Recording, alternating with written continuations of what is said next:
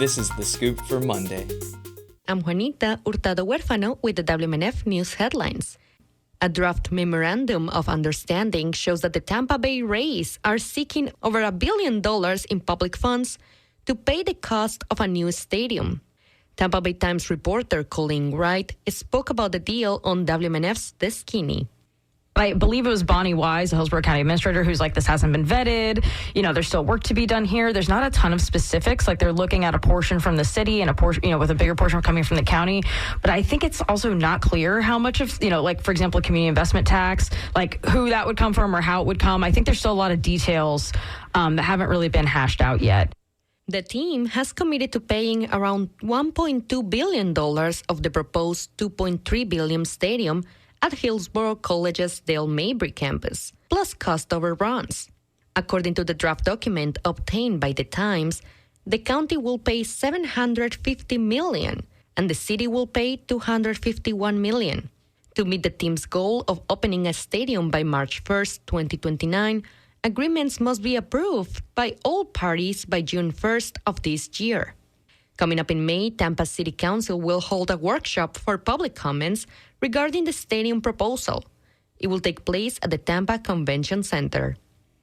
Largo City Commissioners voted 4-2 to designate a 5-acre contaminated site as a brownfield area.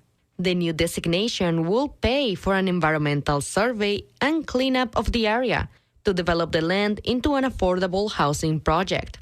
It is located southeast along 8th Avenue and would lead to an apartment complex with over 100 units.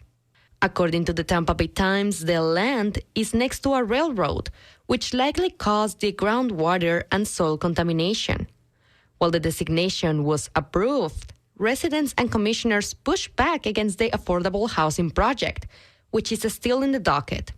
They raised concerns about an increase in traffic and criticized the lack of public input. They were especially frustrated with the Leave Local Act, which prohibits local commissions and councils from blocking affordable housing projects in commercial, industrial, or mixed-use areas. The University of South Florida recently received a $2.8 million grant from the National Institute of Health to continue funding on preventing Alzheimer's. WMNF's Sofia Caballero reports Tampa Bay residents are contributing to a better understanding of cognitive decline. The Preventing Alzheimer's with Cognitive Training, or PACT study, is a 5-year trial that is meant to investigate the effectiveness of computer-based cognitive training in cognitive decline prevention. Lead researcher Jen O'Brien says that they have found that certain demographics are at a higher risk for cognitive decline compared to others. As our brains get older, we are at higher risk for cognitive decline, but certainly there are subsets of the population who are at higher risk. So the data in studies suggest that African American and Hispanic and Latino older adults are at higher risk for cognitive impairment and dementia. Researchers are applying for the second half of the NIH grant to continue research on preventative measures against cognitive decline. For WMNF News, I'm Sofia Caballero. Dozens of Hillsborough schools are struggling to shrink their class sizes.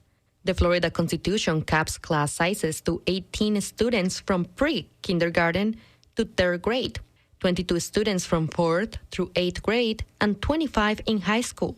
But according to the Tampa Bay Times, some schools are overcrowded past the legal limit, and Hillsborough County's student-to-teacher ratio is the highest in Tampa Bay.